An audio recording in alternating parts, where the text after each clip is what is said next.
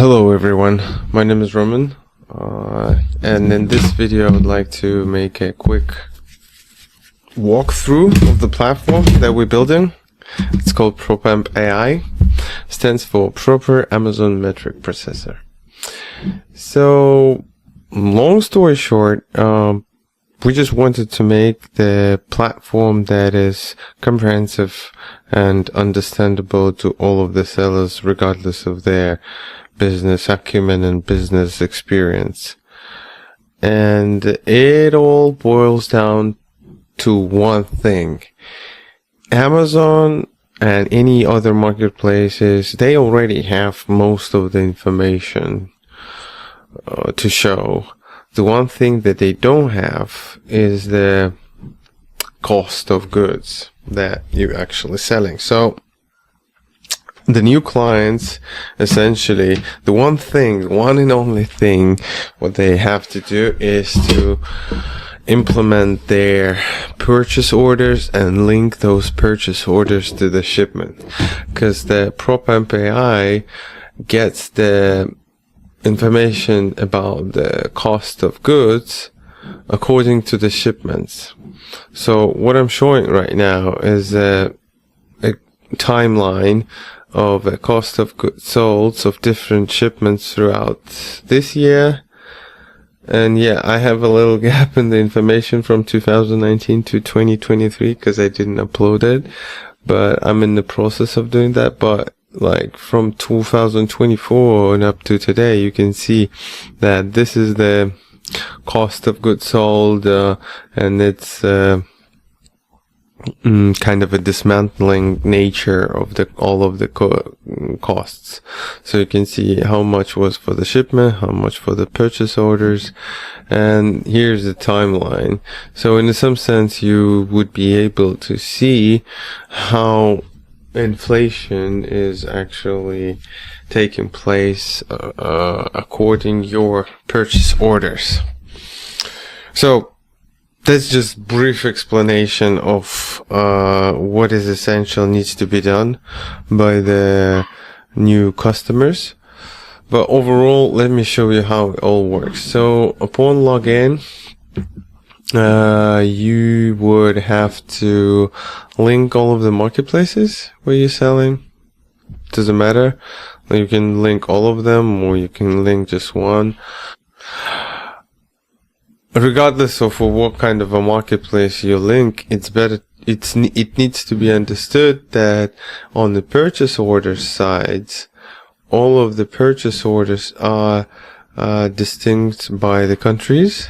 Let's say, let me filter out the Canada, and this is all of our Canadian purchase orders. And within this purchase orders, there are shipments that are linked to a specific order in which we keep track all of the COGS. I'm sorry, I'm going back and forth here, but the main goal in this video is just to show you the idea of how everything is interconnected and linked.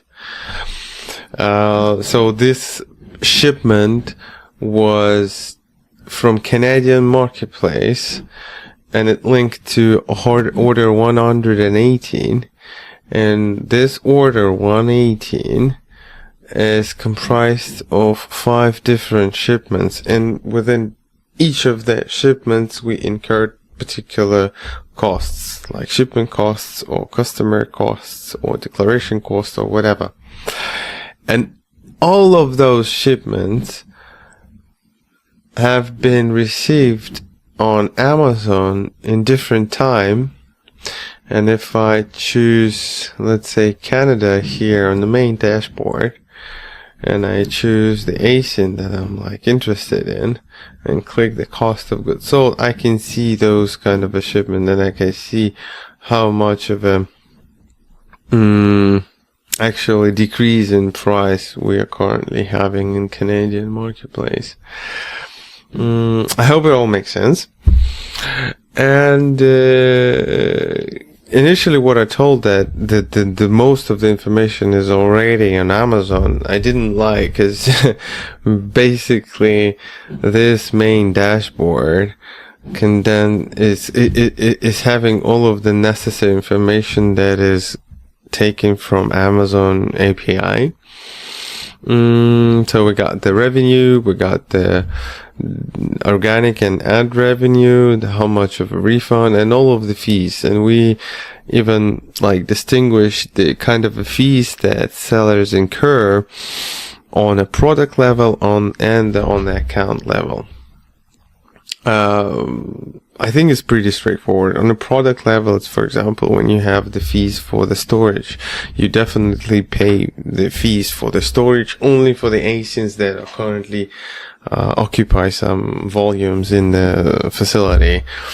But account-wise expenses, it's like a subscription fee, right? Every seller is paying like a $40 subscription fee, so it's account-based. So this kind of a $40 we divide into all of the ASINs that we all have, so that eventually all the gross profit that we see on the dashboard, like attributed to all of the ASINs currently on sale. I hope it all makes sense. I know that everything I just said might look a little bit overwhelming and not quite understandable. So what I'm going to do now, I would like to some kind of a mimic of a creation of the order, so that you will be able to see how it all works. Let's say order 164. That's a beautiful order. That's everything is filled up with all of the information, with all of the data. And I'm gonna delete it. I'm just gonna ruin it. Yes, delete it. Yeah, it's gone. So what I'm gonna do right now, I'm gonna hit create order. So I'm gonna recreate the same order. So it's order 164. It goes to the Canadian marketplace. I have all of the data here about the creation date and about the shipment date. So the placement date was like beginning of the year, let's say January 6th. The stock production date was basically same day, January 6th. The ready date was January 25th. And the supplier was this one, in terms was FOB. So now products. I know that it was all of our huge screens like this one, and then this one, then this one. I just know that because I have my Excel spreadsheet prepared fully. So I'm just gonna recreate every step so we can see how it all works. Okay, so here we set the count is 560 of that, 520 of that, 180 of that, 360 of that. Oh, 210 of that. Okay, and the price. To be honest, I have no idea what was the price. No, I'm joking, I have it.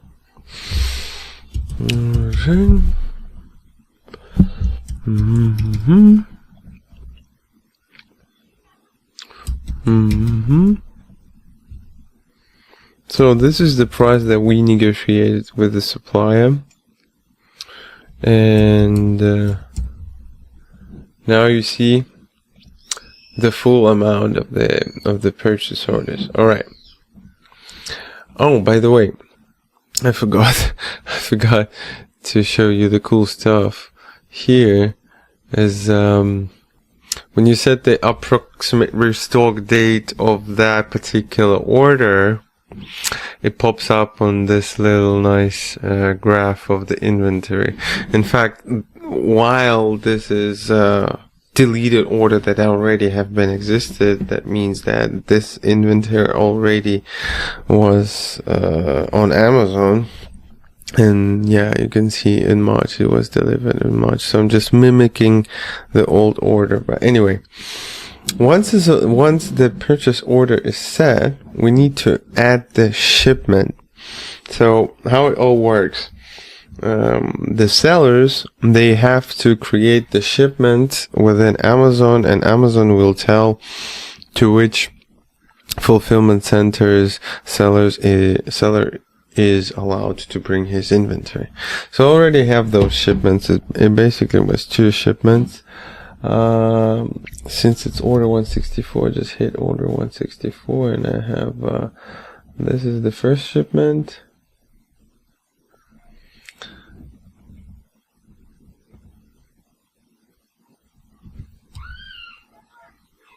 Oh, sorry, I wasn't patient.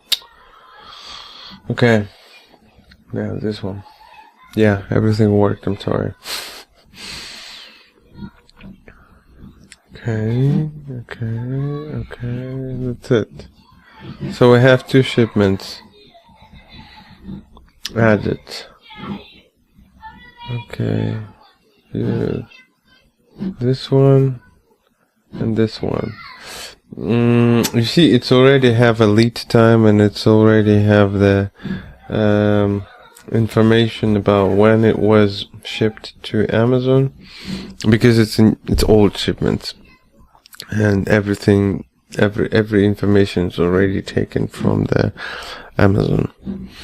So once you have your purchase order and linked shipment, you just hit create order, and now your order is created. So once your order is created, you have your payment dues, because obviously we have a payment to pay for the deliveries. For the production, this amount, and for the deliveries. That's a kind of a 2 different states of the payments. It's like order payments and shipment payments.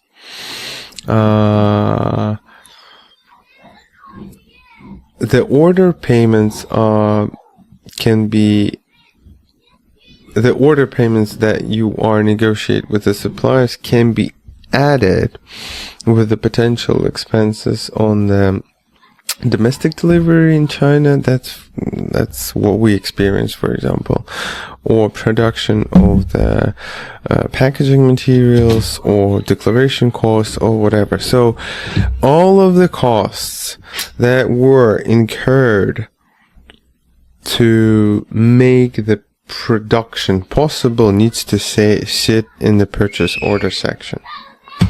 So from our point, we have additional costs for boxes, as I see right now. It's 3,000.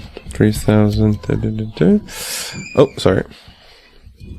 We just type in boxes. This is the boxes, and we distribute by distribution method. It means like you attribute this total cost to all of the ASINs according to the price, volume, quantity, or whatever. So I hit add, and I apply to all of the products, because these boxes went to all of the products, and I save the changes. So what's changing in this is like you changing your procurement unit cost. For example, you see here this ASIN costs us $20.26, but after adding the box that we distributed by price, we have the procurement cost $23.19. Hope it makes sense. And now we need to set the shipment costs. So there is a little van in front of the shipments. When we hit this little van, we go to the shipment section. Again, for the educational purposes, this order has already been delivered. It's pre-populated. It's already done. You see, there is a cost for freight, there is a cost for customs, and there is a cost for cross-dock. So every cost already been assigned to this. So I can basically delete those costs and retype them in, but essentially what they do, but okay, I'll delete it. I hear you. I hear you. So for example, I delete cross-dock and I delete customs, okay? And save it. And you see here, the landed costs has only the procurement costs, the amount that was initially saved. Where is it? Here. I'll do it better. Do it like this way. Yes. So on the left, where we see the section of the production, where I can see the landed cost is $18. Procurement cost is $18.82. Initial cost with the supplier was $17.26. Then we added the box, and the procurement costs went up to $18.82. When there was a shipment of that kind of units, we incurred the freight of $892 that distributed by volume. So essentially it has $2 more, and we have like $21.30. But you remember I deleted the customs in Canada. Customs. The cost was, to be honest, I don't remember. Let's say like 3,510. It's by price. I added, and it was a cross-docking cost, and the cross-docking was 801, and I distributed by volume because it's different sizes. So when I hit save changes, it immediately appears here on the section. Let me just pin the ASIN. You see this ASIN, we started with $17.26. Then we added boxes. It ended up having $18.82 per piece. Then we had the freight delivery, custom payments, and the cross-docking. And eventually it added $2.48, then 86 cents, and $2.23, ending up being $24.39 in total. I hope it all makes sense. This is called unit economics. So we have the final cost of this particular shipment that came to Amazon Canada for $24.39. Okay, and then we go to the main dashboard. We go to the main dashboard. Hopefully it works. Yeah, you remember initially I deleted this whole order, so this cost of goods from that particular shipment were gone, and now we added it back. It was 164. We go to the timeline. Yes, and you see it's added here. So how the calculation of this particular amount works, it takes the residual quantity of inventory that was stored in the warehouse, multiplied by previous cost of goods, adding new quantity of the particular shipment, multiplied by the new shipment costs, and divided by the whole inventory that's and eventually is gonna be on the warehouse. In other words, at the moment of when this shipment came, this particular shipment with the 360 unit that we currently updated, at the moment when this inventory came, the cost of goods sold of the cost of goods of that amount was $27.81. So we have a multiplication of that. Then we take a new shipment quantity multiplied by new amount, and divide the addition of those two shipments. I hope it all makes sense. It all makes sense. It's called weighted average COGS. It all makes sense. I'm sorry for my poor explanation, but it all makes sense. So yeah, this is what we did. Again, we just deleted the shipment, deleted the order, we just recreated it, and everything works flawlessly. Let me just double check the other shipment. You remember this is only one shipment for 360 units. Never watch it, never check that. No, don't listen to me. Always check the received quantity amount, but just don't pay attention to this exact discrepancy, because this discrepancy was been taken care many months ago, because this is shipment from March. Okay, now if we go to another shipment, it's all pre-populated again. I hope so, to be honest. It was delivered later. It was delivered in May. Really? No, it wasn't. It wasn't delivered in May. It was delivered in March. So let's just update that.